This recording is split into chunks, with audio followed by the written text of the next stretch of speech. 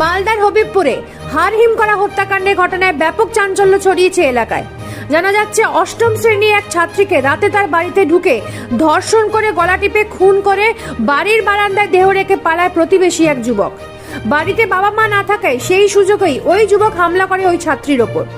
বাড়িতে ওই ছাত্রীর ভাইকে অন্য ঘরে দরজা বন্ধ করে রেখে তার দিদির ওপর হামলা চালায়, এমনটাই জানা যাচ্ছে স্থানীয় সূত্রে। ঘটনার পর গতকাল রাতে হবিবপুর এলাকায় এক যুবককে ঘোরাঘুরি করতে দেখে সন্দেহ হয় এক সিভিক ভলেন্টিয়ারের। এরপর পুলিশকে খবর দেওয়া হলে পুলিশ ঘটনাস্থলে এসে ওই যুবককে আটক করে থানায় নিয়ে গিয়ে জিজ্ঞাসাবাদ করলে জেরার মুখে ওই যুবক স্বীকার করে খুনের কথা। পুলিশ সূত্রে জানা গেছে, প্রণয় ঘটিত কারণেই এই খুনের ঘটনা ঘটেছে। ঘটনা তদন্তে নেমেছে হবিবপুর থানার পুলিশ। মালদা থেকে নিজস্ব প্রতিনিধি রিপোর্ট, নিউজ প্রাইম বাংলা।